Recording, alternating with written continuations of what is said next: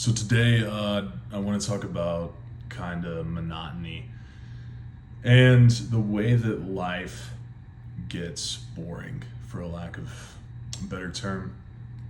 I think that a lot of times in life, we're trying to constantly fill it with novelty, whether that's buying the new Labubu or Dubai chocolate um, or stuff like that, or whether it's scrolling on social media, watching a show, very rarely getting a new book.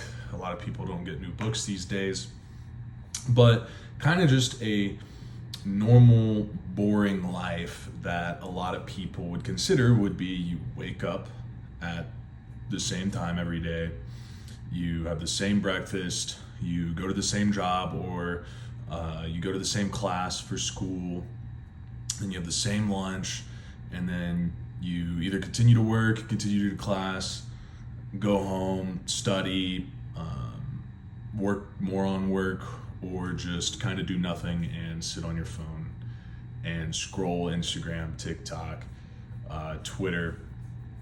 And over the course of that day, right, the way I described it, there's not much. There's not much going on. And you'll spend so much of that day filling it with stuff to break up the monotony, right? Whether that's spending money on novel items, or especially, and this is the one I think that impacts the most people, including myself, most of the time I'm working on it, but social media, scrolling, doom scrolling, as people call it, right?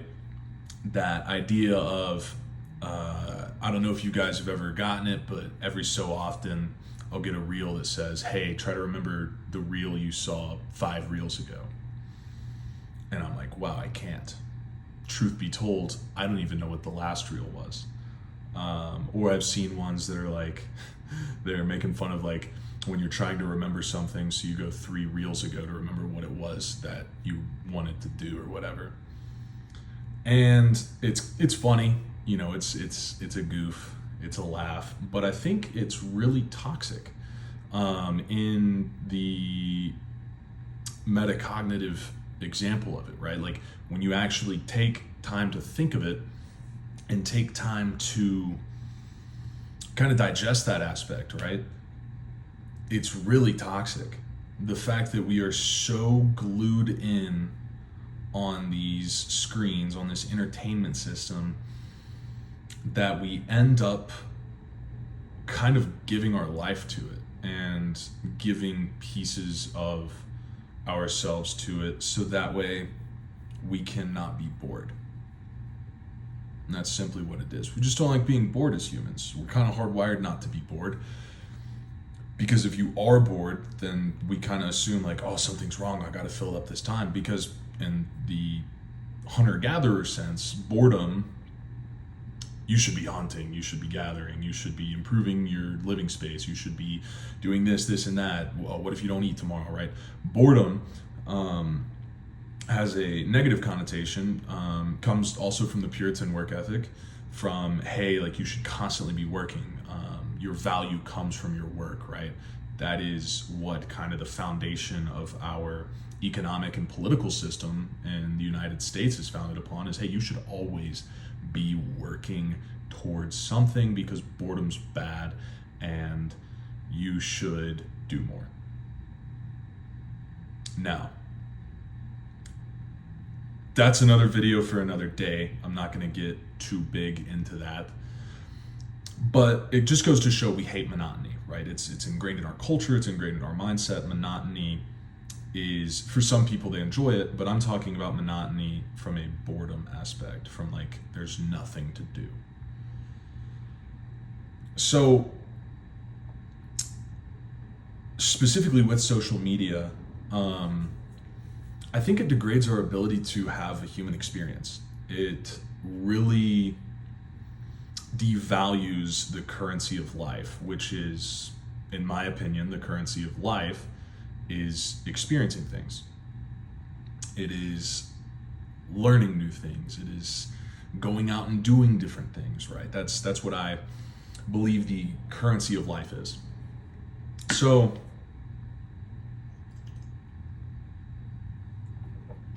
if it's devaluing our currency, right, then that means that our time is worth less. Simple economics, right? You don't have to be a business major to know that. If your currency is worth less and your currency is your time, experiences, then you are wasting your time. And that, again, wasting time, we hear that term often, but I don't think people truly know what wasting time is. And I think the best time waster of all time is probably just mindlessly scrolling on social media. Truthfully, just mindlessly scrolling on social media. Just sitting there, head down, just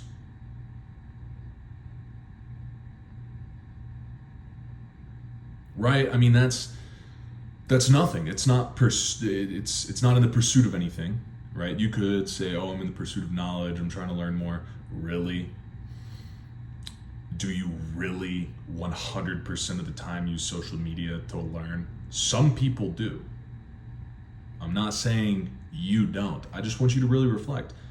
How much of your screen time, be it 3 hours, 9 hours, but hopefully not 15 hours, although I'm sure there are people out there with 15-hour screen times, how much of that time is actually, and I'm not even saying benefiting you from a egalitarian standpoint, I'm saying benefiting you from a personal human being individual level, right? The answer is most likely none of it. And it's something, again, I'm working on. I'm not condemning people that do this. I also scroll on social media. There are funny videos and funny memes that I enjoy, and they make me laugh. And, you know, I guess it does kind of allow me to be more humorous with friends, have something to relate to. But isn't that so sad? I just brought that up relating to that something completely artificial we're relating to, right? Not a human experience, not a together shared hardship or fun time. Something that you and another person individually experienced that is not a real experience. It's a video on a phone. Could have literally been an artificial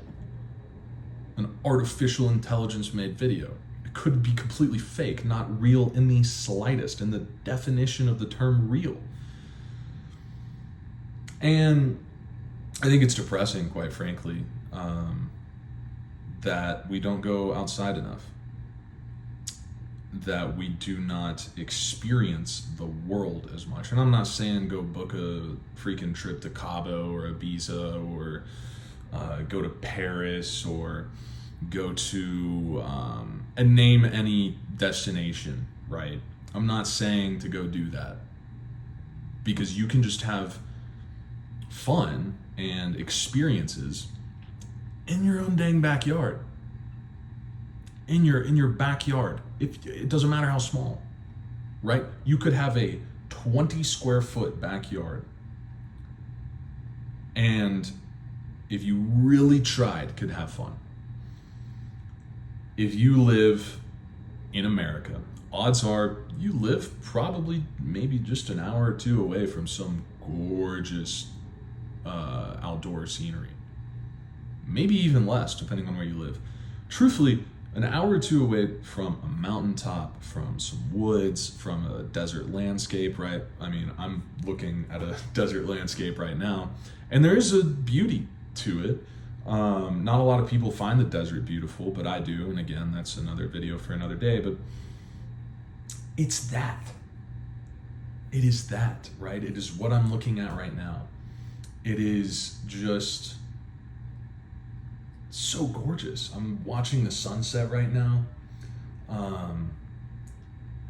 Like just this view, and it's a crappy apartment view. Like, I'm not gonna lie, this isn't a Miami penthouse. In fact, I mean, I'll show you. Dropped a water bottle. There's 2 semi-trailers out there, right? I mean, that doesn't scream gorgeous, does it? But just, I mean, it's the mundanity, man. Like, it's just, sometimes the mundane aspect of life is the best part about it.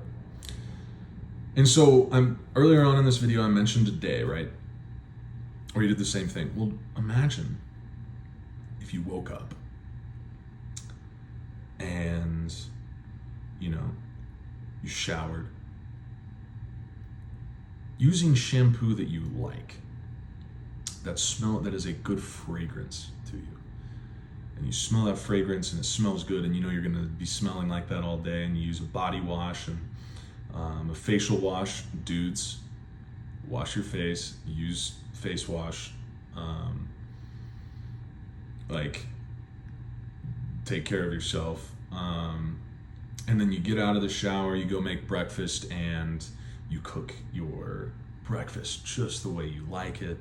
You enjoy it. You're really just in there in the experience, and you are just adding all the seasonings you love, picking the right fruits and whatnot that you love, and then on your way to work, you're just looking outside, looking at the road as well, but you can enjoy the scenery, and or you walk to class or walk to work or whatever it is, and you just look at the trees. You see a bird, you see some squirrels, and you start to see those same ones every day. Maybe you give them a nickname. Maybe it's Joe the squirrel and Dave the bird, and they become a part of your day. And you see a caterpillar on a leaf, and you see just really cool people. You see a guy, it's like, wow, that is the coolest outfit I've ever seen on a dude. I now want to have clothes like that. You see a girl and you're just like, wow, she's very pretty. Like, if you had been on your phone walking, you would have never noticed those two people. And I guarantee if you do this tomorrow or today, depending on when you're watching this video, if you just do that, you're going to notice those things. And when you go to work, right, just looking around in your downtime, just looking at the structure of the building, right? It might be a very boring building, but still you can enjoy that. I'm giving you permission to enjoy looking at a concrete building, because there's a certain beauty in it, because someone made that, someone's livelihood, someone fed their families off of that, right? Is that not enough? Is that not novelty enough? And it's the same day. It's just you're looking at things to break up the monotony, because every day is completely different, regardless of whether you do the exact same things or not, because every single day is different. The weather's different, the time of day is different, right? The seasons are different, the people you see different, right?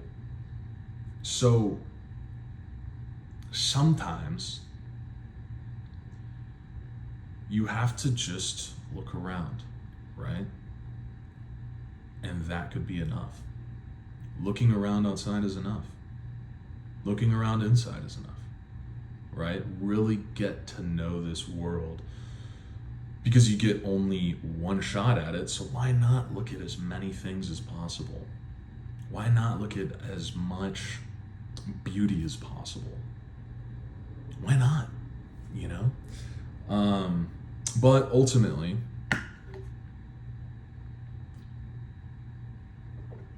I'll leave you with one last thing. I kind of like doing this with videos. Simple living is simply living.